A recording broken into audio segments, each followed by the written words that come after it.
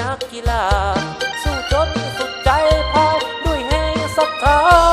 ตะวันนาวาเมื่อบ้านสิทานบ้านเฮา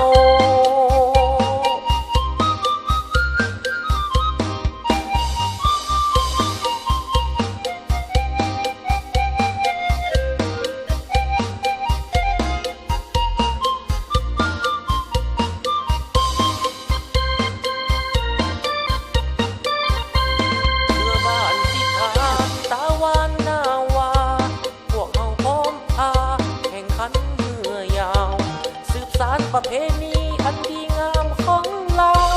แข่งขันเรือยาวเป็นเจ้านาวาสาวหนุ่มรุ่นใหม่ใจมักแข่งเรือบันไตบันเรือร่วมแห่งสวยกันเจ้าพายร่วมแห่งแข่งขันออกแห่งสวยกันตาหวานนาวา